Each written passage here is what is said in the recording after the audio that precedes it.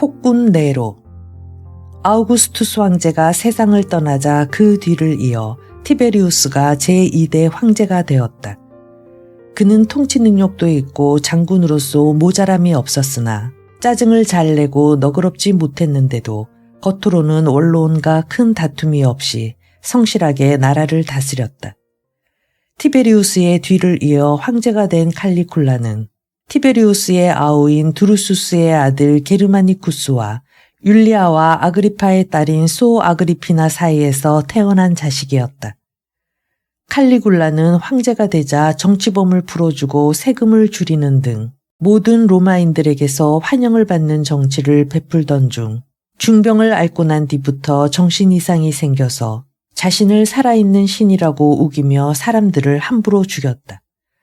그러다가 끝내는 근위대 장교에게 자신과 가족이 몰살당했으며 황제를 살해한 근위대는 칼리굴라의 작은 아버지인 클라우디우스를 황제로 받들었다. 그러나 클라우디우스도 원로원을 무시하고 자기가 해방시켜준 노예들을 중심으로 하여 정치를 하다가 역시 독살당했다. 클라우디우스를 살해한 자는 아그리피나의 큰딸인 소 아그리피나로서 그녀는 정치적 욕심이 매우 큰 여자였다. 소 아그리피나는 작은아버지인 클라우디우스의 방탕한 후비였던 메살리나가 황제의 암살 음모로 처형되자 그와 재혼하여 후비가 되었다. 그녀에게는 전 남편과의 사이에서 낳은 네로라는 아들이 있었다. 네로는 건강하고 명랑했으며 운동과 음악과 시의 재주가 뛰어났으므로 소 아그리피나는 아들인 네로를 황제의 자리에 앉히려는 야심을 품게 되었다. 그런데 클라우디우스는 이미 메살리나와의 사이에서 낳은 아들인 브리타니쿠스를 후계자로 정해놓고 있었으므로 소 아그리피나는 온갖 수단과 방법을 다 써서 황제를 구슬린 끝에 결국 브리타니쿠스를 쫓아내고 네로를 후계자로 바꾸는 데 성공했다. 그러나 황제의 마음이 언제 또 변할지 몰라 불안해진 소 아그리피나는 황제를 없애버리기로 작정하고 음모를 꾸미기 시작했다. 그녀는 황제를 독살하기 위해 음식에 독버섯을 넣었으나 실패했고 얼마 후 황제가 병에 걸리자 그의 주치의를 끌어들여 마침내 황제를 독살하고 말았다. 황제를 독살한 소 아그리피나는 곧바로 근위대로 하여금 네로를 황제 자리에 앉히게 하였는데 이때 네로는 고작 17세의 소년이었다. 목적을 이룬 그녀가 네로를 통하여 정치에 간섭하기 시작하자 이를 싫어한 네로는 세네카 등의 도움을 받아 독립하려고 했다. 이 사실을 알게 된 소 아그리피나는 노발대발하면서 네로를 쫓아내고 브리타니쿠스를 황제로 삼겠다고 하자 네로는 얼마 후에 잔치를 베풀고 여기에 참석한 브리타니쿠스를 독살해버렸다. 이 무렵 네로는 친구인 오토의 아내를 짝사랑한 나머지 오토를 외국으로 쫓아버리고 그녀와 결혼하려고 했다. 그러자 아내인 옥타비아보다 어머니인 소 아그리피나가 강력하게 반대했으며 심지어는 아들을 유혹하려고 했으므로 어머니가 더욱 싫어진 네로는 살해할 마음을 품게 되었다. 59년 네로는 나폴리만에 있는 별장으로 어머니를 초대하여 뱃놀이를 즐기도록 했고 이때 그의 지시를 받은 뱃사공은 소 아그리피나가 탄 배를 가라앉혔다. 그러나 소 아그리피나가 다행히도 어선의 도움으로 살아나자 네로는 곧 자객을 별장으로 보내 그녀를 살해하였다. 그런 다음에 세네카를 통해 소 아그리피나가 아들을 죽이려다가 살해되었다고 발표했다. 로마 시민들은 그 발표를 조금도 의심하지 않았는데 그것은 네로의 어머니가 악녀라는 것을 모두 다 알고 있었기 때문이었다. 이듬해 네로는 온갖 트집을 잡아 옥타비아와 이혼하고 오토의 아내와 정식으로 결혼했으며 옥타비아는 캄파니아로 쫓겨갔다가 처형되었다. 네로가 황제에 오른 후 처음 약 5년 동안은 세네카 등의 도움으로 좋은 정치를 베풀었으나 그들이 병으로 죽거나 신임을 잃고 쫓겨난 뒤에 티켈리누스 같은 간신들이 그 자리를 차지하면서부터 천천히 폭군으로 변해갔다. 티켈리누스는 네로의 마음을 사로잡기 위해 사치와 낭비를 서슴지 않았으며 그 비용을 마련하려고 귀족들의 재산을 강제로 빼앗는 등 못된 행동을 일삼았다. 이렇게 되자 로마는 점점 더 혼란 속으로 빠져들었다. 게다가 64년에는 로마시에 불을 지르게 하여 로마시의 절반이 잿더미로 변하고 말았다.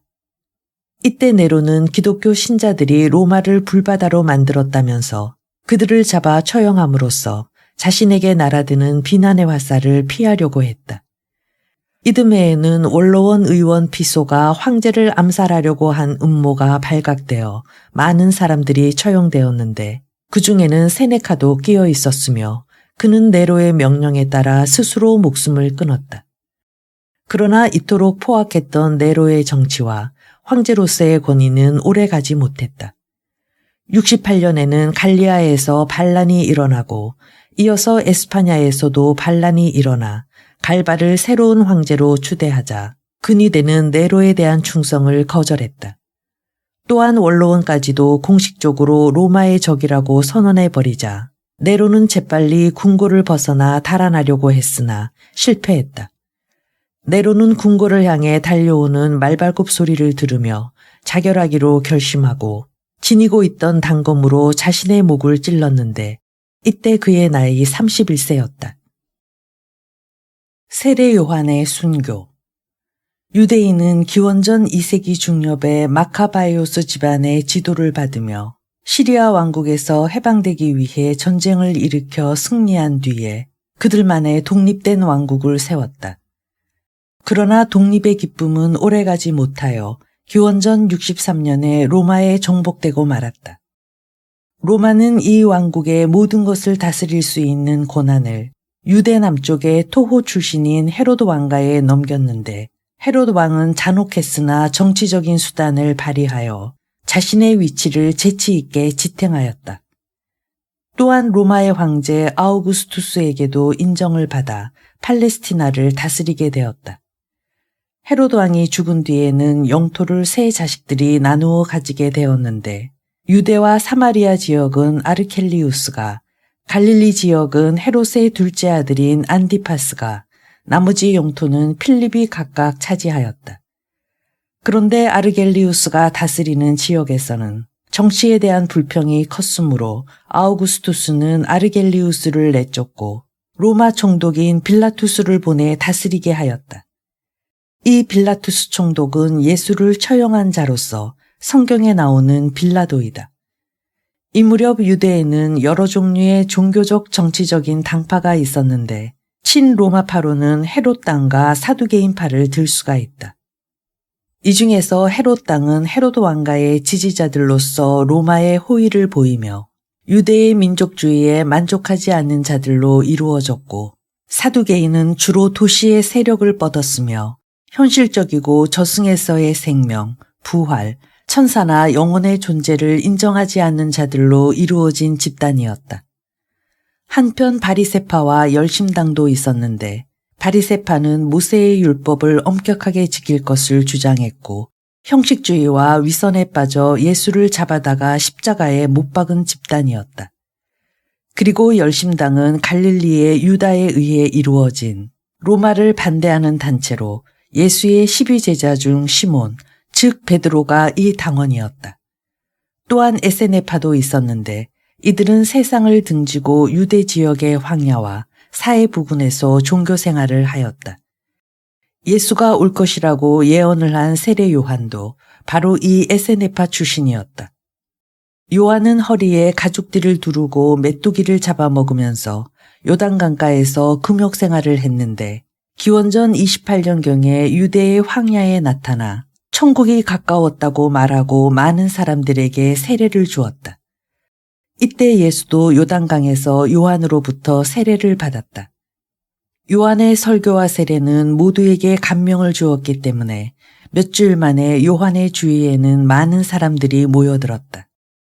그들은 갈릴리 호수 근처에 살던 빈민들과 유대인들, 학대받던 사마리아인들이 대부분이었으나 예루살렘에서 온 율법학자, 바리새인, 군인, 세금을 거두는 관리 등 여러 분야의 사람들도 섞여 있었다.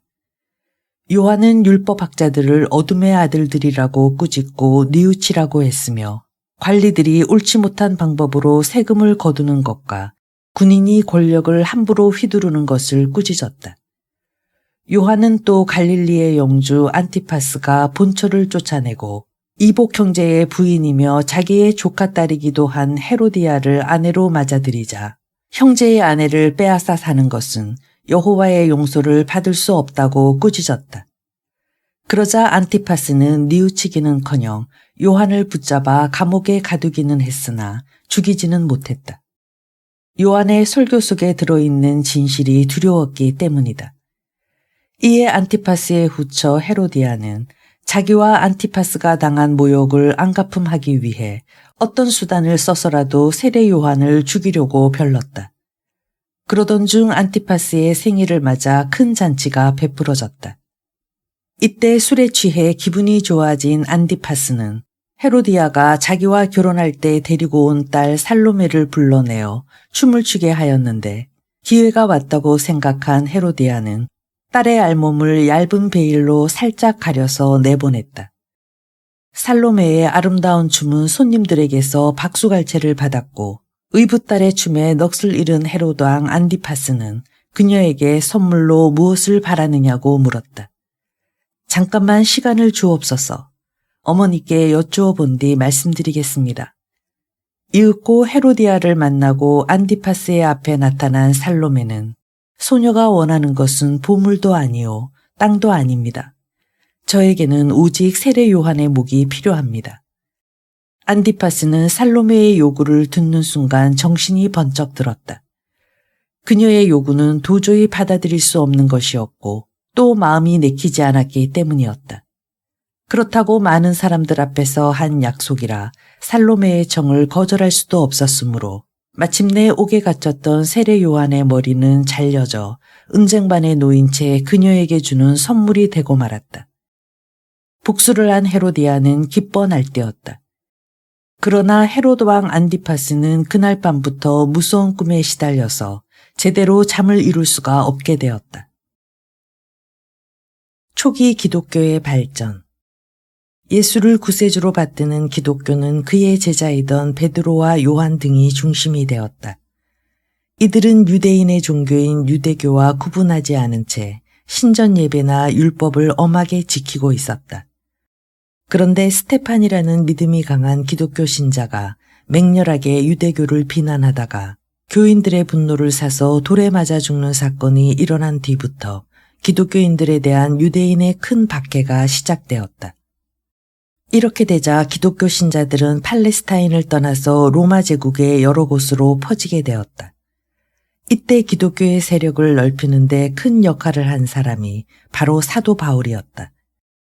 바울은 소아시아 타르수스의 부유한 집안에서 태어난 유대인으로서 로마 시민권을 가지고 있었으며 예루살렘에서 유대교의 율법을 공부했다.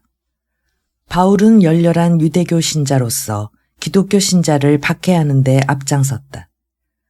하루는 그가 기독교 신자들을 박해하러 시리아의 다마스쿠스로 가던 중 성 밖에 이르렀을 때 하늘에서 내리는 신의 빛을 보고 기독교 신자가 되기로 마음먹었다. 그 길로 예루살렘에 돌아간 바울은 베드로와 야고보를 만나서 이방인의 사도로 불러줄 것을 청했으며 그때부터 로마 제국 안을 돌아다니며 복음을 전파하게 되었다. 바울은 48년경부터 시리아의 안티오케아를 비롯하여 소아시아와 그리스, 마케도니아 지방을 돌아다니며 많은 사람들이 기독교 신앙을 가지도록 인도했다. 이런 바울을 유대인들이 박해한 것은 물론이려니와 소아시아의 에페소스에서는 아르테미스 여신을 모신 신전 모형을 조그맣게 만들어 팔던 은세공인들이 대소동을 벌이기도 했다. 그들은 우상숭배를 금지하는 바울의 전도 때문에 장사를 망칠 것 같아서 그랬던 것이다. 바울은 유대인의 고소로 감옥에 갇히기도 했지만 전도 여행을 그치지 않았고 마침내 그리스의 아테네까지 이르렀다. 그 뒤 예루살렘으로 돌아간 바울은 유대인과의 충돌로 붙잡혔으나 로마 시민권을 이용해 황제에게 상소하여 재판을 받기 위해 로마로 옮겨졌다. 바울은 로마에서 약 2년 동안 감옥에 갇혀 있다가 잠시 풀려나기도 했으나 64년경 네로 황제의 기독교 신도 박해 때 베드로와 함께 순교했다. 기독교 초대교회의 창설자로서 기독교를 로마 제국에 퍼뜨리는 데 가장 공이 컸던 전도자 바울은 기독교가 유대교로부터 독립하여 세계로 뻗어나갈 수 있는 길을 닦아 놓았다. 한편 유대인은 로마에 반대하는 열심당을 부추기므로 66년에 독립을 요구하며 로마에서 반란을 일으켰다. 그들은 로마군의 수가 적은 것을 이용하여 예루살렘을 빼앗은 뒤 그들만의 독립정부를 세우고 화폐까지 새로 만들었다. 그러나 군대를 늘린 로마군이 반격작전을 펴고 또 그들 사이에 격렬한 세력 다툼이 일어나서 결국 70년에 예루살렘이 로마군에 의해 점령되고 말았다. 예루살렘을 점령한 로마군은 신전을 불태웠으며 주민들을 붙잡아 노예로 팔고 신전에 있는 많은 보물을 약탈하였다. 예루살렘이 점령되자 열심당의 나머지 무리들은 사해 서쪽에 있던 마사다 요새에 들어가서 3년 동안이나 더 버텼으나 로마군의 맹렬한 공격을 받고 모두 자결해버리고 말았다. 이리하여 예루살렘은 로마의 식민지로 떨어졌으며 유대인은 예루살렘에 들어갈 수가 없었다. 다만 1년에 한 번씩 예루살렘이 점령된 날만 유대인들이 들어가서 무너진 신전의 벽에 머리를 대고 민족의 비참한 운명을 통곡하는 것만 허락되었다. 로마의 오현제. 네로의 자살과 더불어 일어난 무질서를 가라앉히고 황제에 오른 사람은 유대와의 전쟁에서 로마군의 사령관이었던 베시파시아누스였다. 그는 황제가 되자 갈리아와 유대의 반란을 가라앉히고 올로온과 힘을 합쳐서 국가 재정을 튼튼하게 했으며 네로 시대의 악정을 고쳐 질서와 번영을 되찾았다. 베스파시아누스의 뒤를 이은 황제는 예루살렘을 공격하여 점령하는 데 큰 공을 세운 그의 맏아들 티투스였는데 그는 인기가 좋은 편이었으나 황제에 오른 지 2년 만에 열병에 걸려서 죽었다. 그 뒤 황제에 오른 사람은 티투스의 아우인 도미티아누스였는데 그는 폭군으로서 자신을 신으로 떠받들게 하였으며 이에 반항하는 기독교 신도들을 박해하였다. 게다가 원로원 의원을 함부로 죽이고 철학자들을 내쫓는 등 못된 정치를 일삼다가 암살당했다. 이로써 베스파시아누스가 세웠던 플라비우스 왕조는 대를 이을 사람이 없어 사라지고 말았다. 그의 뒤를 이어 황제에 오른 사람은 원로원의 의원인 네르바로 그는 원로원과 협조하여 나라 안에 좋은 정치를 폈다. 그러나 네르바는 나이가 많았고 군대를 다스릴 줄을 몰랐기 때문에 그때까지 이어졌던 세습제도를 고쳐 게르마니아의 총독 트라야누스를 그의 양자로 삼아 뒤를 잇게 하였다. 이때부터 가장 유능한 자를 양자로 삼아 원로원의 승인을 받은 후에 황제로 앉히게 되었다. 이리하여 로마에는 5현제, 즉 5 황제가 나타나게 되었는데 그들이 바로 네르바, 트라야누스, 하드리아누스, 안토니우스 피우스, 마르쿠스 아우렐리우스 등이다. 5현제 시대에 로마는 눈부시게 발전하여 번영을 누렸다.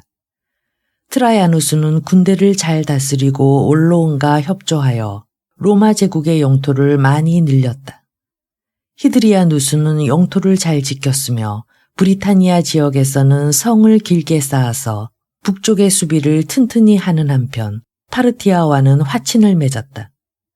안토니우스 피우스는 어진 황제로서 그는 특이하게 2명을 양자로 삼았는데 로마 제정 이후 처음으로 2사람의 황제가 나라를 다스리게 되었다.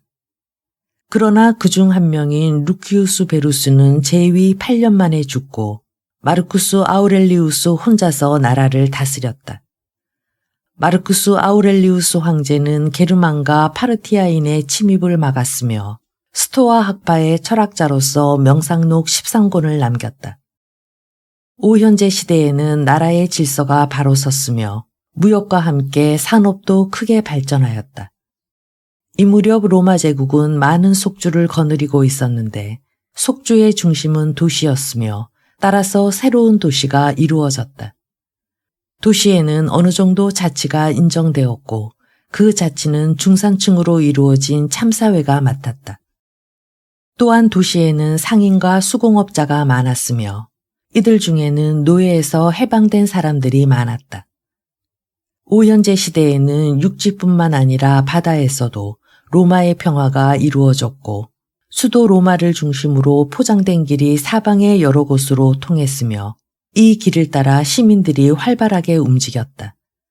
또한 무역도 활발하게 이루어졌는데 이집트로부터 인도양으로 나아가 인도와의 무역을 하였으며 중국의 비단을 들여오기도 했다. 그러나 이렇듯 평화롭고 번창했던 로마의 전성기도 점점 그 빛을 잃어가기 시작했다. 로마 제국은 노예와 가난한 서민이 주로 생산활동을 했기 때문에 기술이 발달하지 않았다.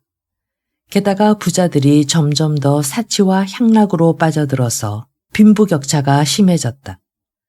로마 제국을 지탱하기 위해서는 많은 돈이 필요했으므로 모두가 무거운 세금에 시달려야 했다. 로마 제국의 혼란. 오현제의 마지막 황제였던 마르쿠스 아우렐리우스는 그때까지 이어오던 모든 제도를 깨뜨리고 친아들인 코모두스에게 황제의 자리를 물려주었다. 그런데 코모두스는 철학자인 그의 아버지와는 정반대로 머리가 둔하고 태폐적인 것을 좋아했으며 정치는 모두 간신들에게 맡겨놓은 채 사치와 향락에만 정신을 빼앗겼다. 코모두스는 자신이 그리스 신화의 영웅인 헤라클레스의 화신이라는 말도 서슴지 않았으며 노예 검투사로 꾸미고 경기장에 나가는 등 폭군 네로처럼 굴었다. 또한 원로원의 승인도 받지 않고 제멋대로 근위대의 봉급을 올려주고 돈이 부족하면 남의 재산을 마구 빼앗는 등 만행을 저질렀다. 결국 코모두스는 그의 첩과 근위대의 사령관이 짠 음모에 무참하게 암살당하고 말았다. 그러자 네로가 죽은 뒤의 상황처럼 자신이 거느린 군사의 힘에 의해 황제가 결정되는 등 혼란이 계속된 끝에 싸움에 이긴 세베루스가 황제의 자리에 올랐다. 황제가 된 세베루스는 부패한 근위대부터 없애버렸다. 이탈리아 출신들을 중심으로 이루어진 근위대는 그동안 황제에게 법으로 정한 이상의 봉급을 요구하고 자기들의 마음에 들지 않으면 음모와 반란을 서슴지 않았던 것이다. 세베루스는 근위대를 없앤 대신에 지방군단 출신자를 많이 채용하여 새로운 근위대를 만들었고 국경의 방위에 신경을 써서 군대를 잘 대우해 주었다. 세베루스의 뒤를 이어 황제에 오른 카라칼라는 어려서부터 잔인하여 많은 사람을 죽였는데 아우와 함께 1년 동안 로마를 다스리다가 아우를 죽여버리고 혼자서 황제 노릇을 하였다. 그러나 카라칼라는 군대를 잘 대우하라는 아버지의 유언만은 지켜서 군사들의 봉급을 많이 올려주었다.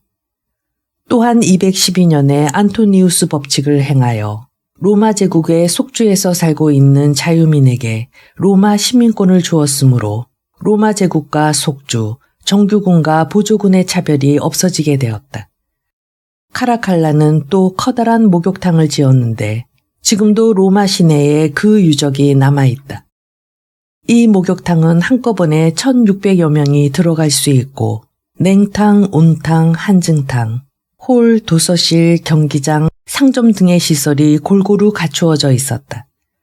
그 후 카라칼라는 동방의 숙적인 파르티아 원정에 나섰으나 그 뜻을 이루지 못한 채 북메소포타미아에서 군이 사령관 마크리누스에게 암살당하고 말았다.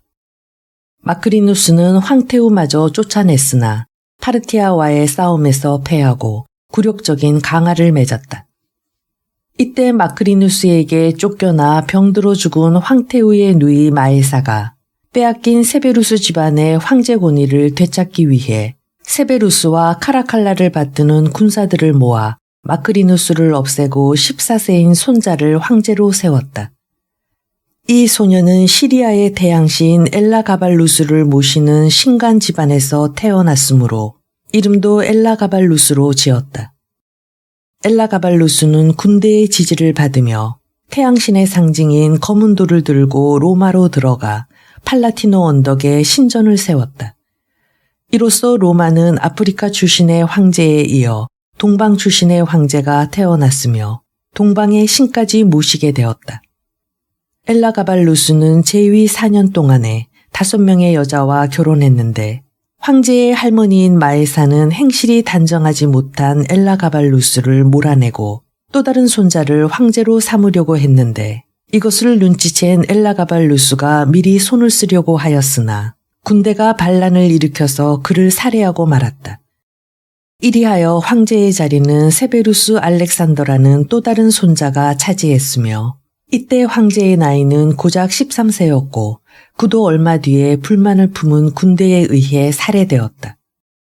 이때부터 로마 제국의 군대가 각각 자기들의 사령관을 황제로 떠받들었으므로 50년 동안에 26명이 황제로 들어앉았다가 죽거나 내쫓기는 신세가 되었는데 이 시기를 군인 황제 시대라고 한다. 황제는 자기를 떠받드는 군대를 위해 부자들의 재산을 제멋대로 빼앗기도 하였다. 이렇게 나라안이 혼란한 때를 통해 중앙의 묵은 지배층이 망하고 지방에 기반을 둔 대토지 소유자들이 새로운 지배 세력으로 떠오르게 되었다. 이렇듯 위기에 처한 로마 제국을 다시 일으키려고 나선 사람은 군인 황제 시대에 막을 내린 디오클레티아누스 황제였다.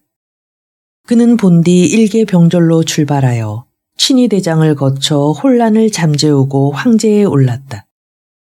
디오클레티아누스는 드넓은 로마 제국의 영토를 철저하게 다스리기 위해 로마를 넷으로 나눈 다음 책임자를 두어 다스리게 하는 한편 갈리아 및 브리타니아의 반란을 억누르고 라인강과 도나우강 언저리에 살고 있던 게르만인을 물리쳐 제국을 통일함으로써 로마의 세력을 되찾았다.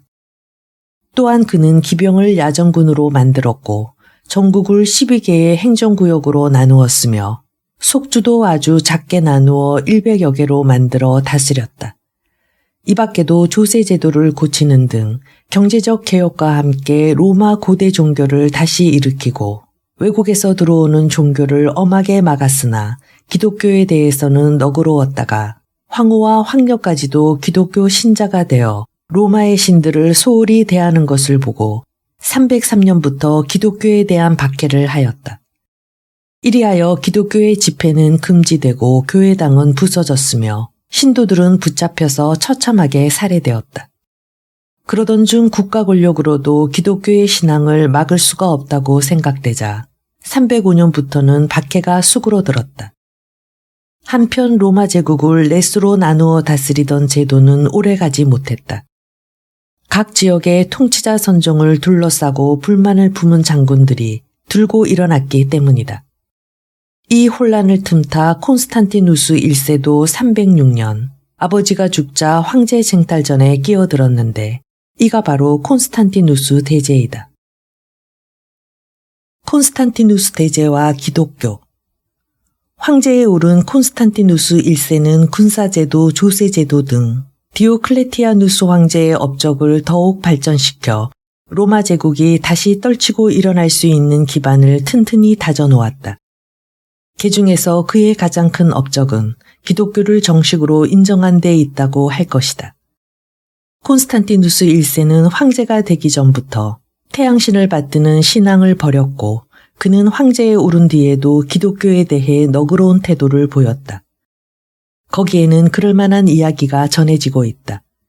312년 그가 황제에 오르기 위해 로마로 진군하던 어느 날 해질 무렵에 하늘 높이 걸린 십자가가 눈에 띄었다.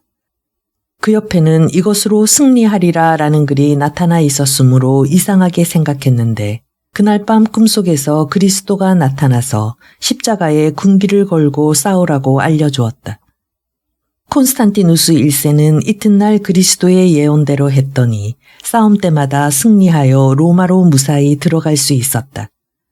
로마로 들어간 뒤에 원로원과 시민들의 지지를 얻은 그는 313년에 공동 황제인 리키니우스와 밀라노에서 만나 대화를 나누고 속주 총독들에게 보내는 밀라노 칙령을 발표했다.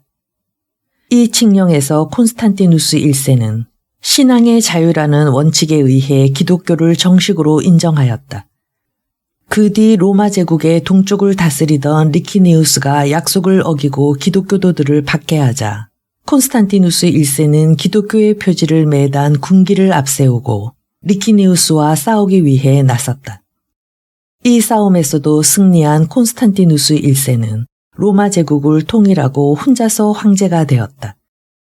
콘스탄티누스 1세는 계속해서 기독교도들을 감싸면서 박해로 인해 빼앗겼던 교회의 재산을 되돌려주고 연금을 주어서 성직자를 잘 대우해 주었다. 뿐만 아니라 교회의 사교에게 민사소송을 재판할 수 있는 권한과 교회 안에서 노예를 해방시킬 수 있는 권한을 주었으며 교회가 기독교도의 유산을 물려받을 수 있는 권한도 주었다. 아울러 기독교를 국교로 정하기 위해 교회를 둘러싼 다툼을 풀기 위해 노력하였다. 325년 콘스탄티누스 1세는 터키의 서북쪽에 있는 니케아에 각 교회의 사교, 장로 등 300명의 성직자를 불러 종교회의를 열었는데 사회는 황제 자신이 맡았고 비용도 모두 국가에서 냈다. 그러나 회의가 시작되자 아리우스파와 알렉산더파, 중도파 등 세 파로 갈라져서 각각 성경의 내용을 들어 자기들의 주장만을 고집하며 조금도 물러서지 않았다. 그들 사이에 일어난 주장은 아버지인 하나님과 아들은 같은 본질인가 아닌가 하는 것이었다. 회의는 논쟁을 거듭한 끝에 알렉산더파의 아타나시우스의 아버지인 하느님과 아들인 그리스도는 똑같은 본질이다 라는 주장이 받아들여졌다. 이에 따라 하나님과 그리스도는 본질이 비슷할 뿐 똑같은 신은 아니라고 주장하는 아리우스파는 이단으로 몰려 교회에서 쫓겨났다. 이때부터 기독교는 성부, 성자, 성신 모두 똑같은 신으로서의 자격이 있다는 삼위일체를 신조로 삼게 되었다. 기독교의 교리 문제를 마무리 지은 콘스탄티누스 1세는 보스포러스 해협에 있는 비잔티움으로 수도를 옮겼다. 그리고 330년에는 이 도시를 콘스탄티누스의 도시라는 뜻으로 콘스탄티노플이라 불렀다. 콘스탄티노플은 자연적으로 이루어진 좋은 항구이며 군사적으로도 중요한 지대였다. 콘스탄티누스 1세는 콘스탄티노플에 큰 교회를 많이 세우고 광장의 개선문에는 성서의 중요한 내용들을 새겨 넣어 기독교적인 냄새를 강하게 풍겼다. 그리고 로마시와 비교하여 조금도 뒤떨어지지 않게 하려고 시 전체를 7개의 언덕과 14개의 구로 나누어 원로원까지 두었다. 그러나 이 위대한 황제도 가정의 평안은 이루지 못했다. 337년 콘스탄티누스 1세가 세상을 떠나자 세 아들은 로마 제국을 나누어 다스렸는데 형제 사이가 몹시 나빴을 뿐만 아니라 다른 실력자들이 황제가 되려는 야심을 품고 있었으므로 처참한 정권 쟁탈전이 벌어졌다. 이 쟁탈전으로 콘스탄티누스 1세의 맏아들과 셋째 아들은 죽고 둘째 아들인 콘스탄티누스 2세가 로마 제국을 다스리게 되었다. 콘스탄티누스 2세는 이단이라고 비난받은 아리우스파를 편들었으므로 많은 황족들을 죽였는데 이때 나이가 어린 율리아누스는 살려주었다. 율리아누스는 콘스탄티누스 2세의 뒤를 이어 황제가 되었으며 그는 로마의 전통적인 신들을 믿었다. 율리아누스 황제는 폭력을 휘둘러 기독교도들을 박해하지는 않았으나 철학, 수사학 등의 교사이던 기독교도들을 쫓아내고 그들을 비난하는 글을 써서 발표하기도 했다. 그는 이교의 부흥과 개혁을 실시했는데 그가 목적한 종교는 그리스와 이집트, 페르시아의 종교적 간섭과 습속을 혼합하는 것이었다. 이후 율리아누스는 363년에 티그리스 강변에서 페르시아군과 싸우다가 창에 맞고 전사했다. 로마인의 문화. 로마인은 초기에 에트루리아 문화의 영향을 받으면서 나름대로의 문화를 계속 발전시켜 나갔다.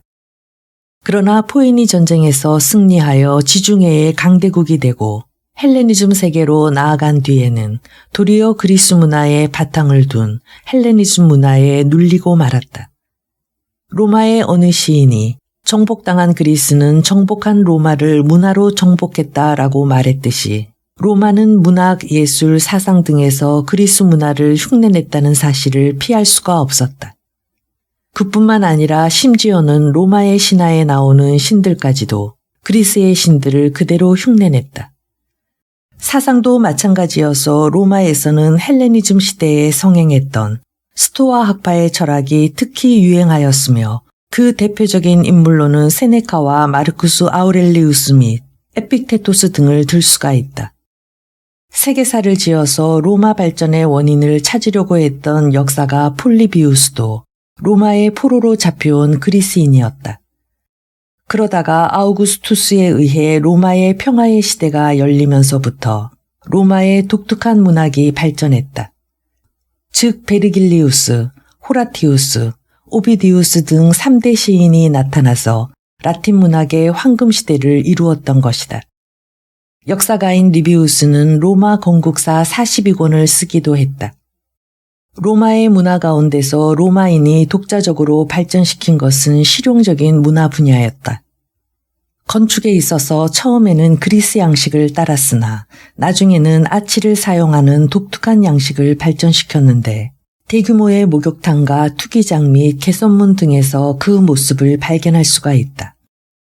또한 로마인은 공중 화장실을 짓고 하수도와 배수구 시설을 갖추어서 보다 위생적인 문화생활을 누렸고 도시에 깨끗한 물을 보내기 위해 상수도 시설도 갖추어 놓았다. 로마 문화 중에서도 후세에 큰 영향을 준 것은 로마법이었다. 로마인은 어릴 때부터 12표법이라고 하는 로마 최초의 성문법을 외우며 자랐기 때문에 어른이 되어서도 자연스럽게 법을 존중할 줄 아는 시민이 되었다. 12표법은 귀족과 평민 사이에 일어난 신분투쟁 과정에서 그때까지의 관수법을 정리한 것으로서 여기에 재판과 해석이 곁들여지면서 차차 시민법으로 발전하였다.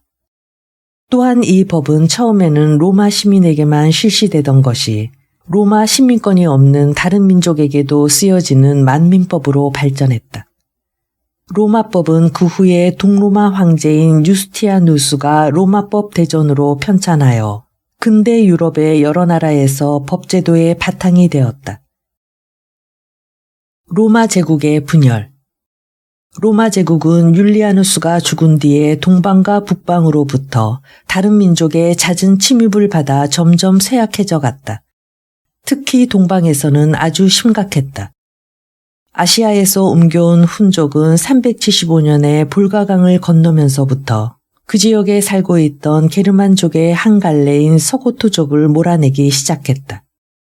삶의 터전에서 쫓겨난 서고토족이 갈 곳이라고는 로마 제국밖에 없었으므로 그들이 이주를 신청해오자 황제는 여러 차례 거절하면서 트라키아로 이주하라고 하였다. 그러자 서고토족들은 불만을 품고 그들이 다다른 지역에서 폭동을 일으켰고 이 틈을 타서 다른 민족들도 순식간에 로마 제국의 영토 안으로 들어왔다. 이것을 막기 위해 발렌스 황제는 378년에 그들과 전투를 벌이다가 전사하고 그의 군대도 전멸을 당했다. 발렌스 황제가 이끄는 로마군을 무찌른 고트족은 계속해서 남쪽으로 내려왔다. 382년 로마 황제 테오도시우스 1세는 고트족에게 도나우강 남쪽에 황무지를 내주고 자치를 허락하는 대신 로마 제국에 군사를 보내야 한다고 말했다. 고트족의 뒤를 이어 반달족과 프랑크족의 자치정부도 세워졌다. 이처럼 게르만족의 침입이 본격적으로 계속되고 있는데도 황제는 종교정책에만 정신을 빼앗기고 있었다. 그리하여 기독교를 제외한 다른 종교는 모두 이교로 몰렸으며 이교를 믿는 자들은 모든 도시에서 쫓겨났다. 또한 이교의 신전은 파괴되고 그 땅은 빼앗겼다. 테오도시우스 1세는 죽을 때 제국을 동서로 나누어 두 아들에게 물려주었다. 이것은 공동으로 다스리게 되어 있었으나 동서의 양쪽은 서로 각각 다른 독립국가처럼 바뀌어 갔기 때문에 로마 제국은 동로마와 서로마로 갈라져 마침내는 멸망의 길을 걷게 되었다. 5세기로 접어들자 게르만족의 로마 침입은 또다시 심해졌다. 410년에는 라인강의 방어선이 허술한 틈을 타서 게르만족이 밀물처럼 소로마 제국으로 쳐들어왔다. 뿐만 아니라 이 무렵 유럽 대륙을 공포로 몰아넣었던 훈족이 대군을 이끌고 쳐들어오기 시작하자 소로마 제국은 당황했다. 신의 채찍이라 불리는 훈족은 날쌘 기동력과 용맹을 떨치며 싸울 때마다 승리를 거두었다. 로마의 장군 아에티우스는 서고트족과 프랑크족이 중심이 된 게르만족의 혼송 부대를 이끌고 카탈라우눔에서 치열하게 싸운 끝에 간신히 훈족을 무찔렀다.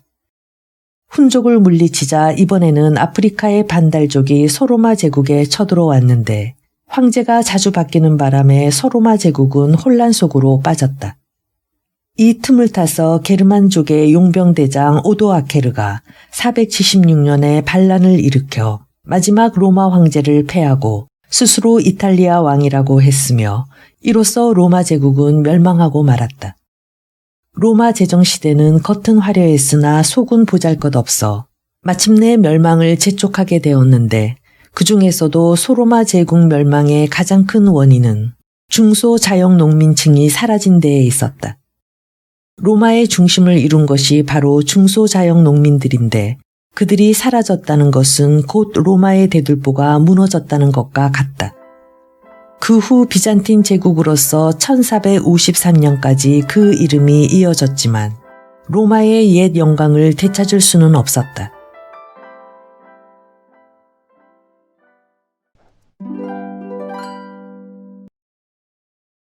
로마는 왜 멸망했을까?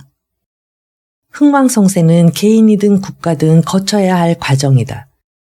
천년제국 로마도 태동기, 고도성장기, 안정기를 거쳐 혼란의 시기가 있었고 쇠망의 길을 걸었다. 초롱성 같은 로마 제국이 왜 멸망했을까? 멸망의 요인은 어떤 각도에서 보느냐에 따라 달라지므로 어느 한 요인으로 진단하기는 어렵다. 에드워드 기번은 로마 제국 쇠망사에서 로마 제국의 쇠망 원인을 콘스탄티누스 대제에 의한 제국의 천도, 기독교의 영향, 야만족의 침입, 지도자의 자질 저하 등 크게 4가지로 지적한다. 반면에 프리츠 하이겔하임은 로마사에서 로마의 멸망 요인을 부수적인 근인과 본질적인 원인으로 구분하여 설명한다. 부수적인 근인으로 로마 제국 말기에 발생한 우발적인 사건과 야만족의 침공을 제시하고 있다. 우발적인 사건은 다음과 같다. 1. 마르쿠스 아우렐리우스가 서기 180년에 갑자기 죽었고 그를 계승한 코모두스가 아버지의 원대한 게르만 정복 구도를 단행하지 않기로 했다. 2. 황제 발렌스가 서기 378년 아드리아노플 전투를 앞두고 어리석게도 중원군을 기다리지 않고 독자적으로 공격하여 전사했다. 3. 테오데시우스 황제가 서기 395년에 어린 상속자 둘만 남겨두고 죽음으로써 제국을 항구적으로 분열시켰다. 4. 야만족인 서고토족을 제압할 능력이 있었던 스틸리코가 서기 408년에 암살된 것과 같은 사건들이 하나로 작용하여 로마 제국의 멸망을 초래했다. 그리고 4, 5세기에 발생한 야만족들의 끊임없는 침공은 제국을 해체시킨 진정한 원인이었다. 좀 더 본질적이고 궁극적인 원인들로 다음의 6가지를 제시하고 있다. 첫째, 로마 제국의 지리적 구조다. 서방은 동방에 비해 길고 취약한 국경지대를 갖고 있었다. 야만족들은 로마가 강할 때에는 숨을 죽이고 있다가 로마가 약해지면 라인강과 도나우강으로 이어지는 2400km의 국경선을 수도 없이 침공해 들어왔다.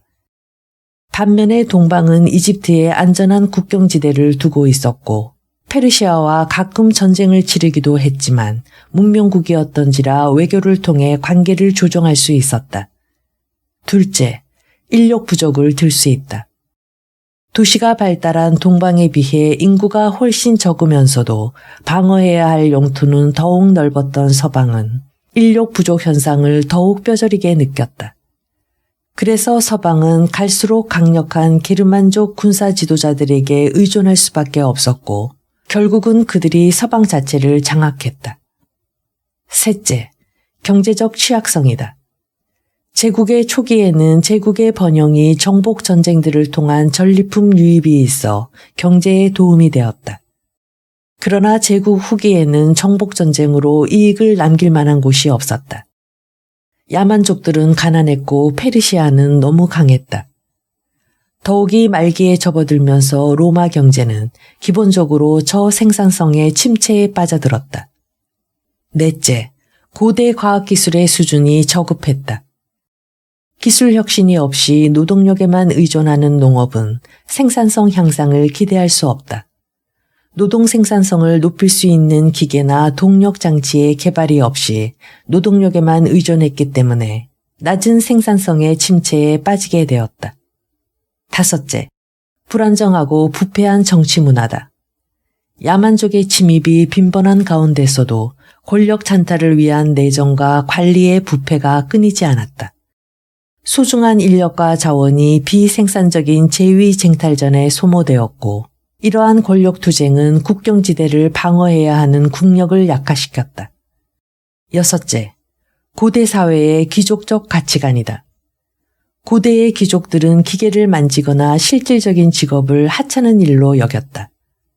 생산을 위한 노동과 장사도 노예와 사꾼처럼 천한 사람들이 하는 일이라고 여기고 가치를 두지 않았다.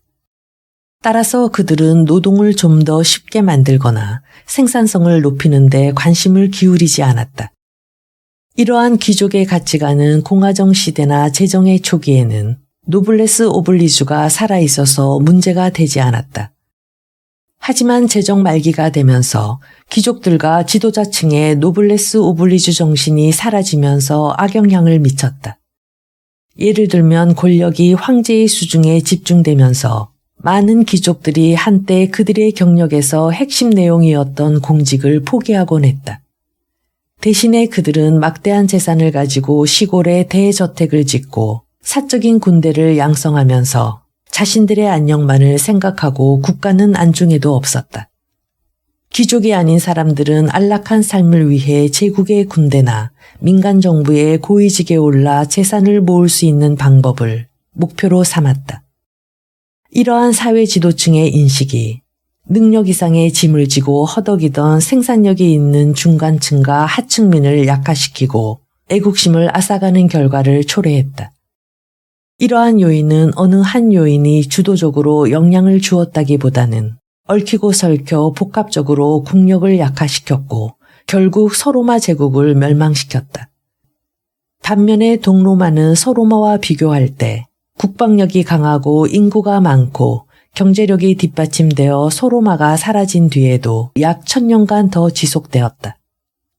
역사가 랑케는 다음과 같은 말로 로마 제국은 멸망했지만 로마 역사의 영향력은 계속되고 있다고 말한다.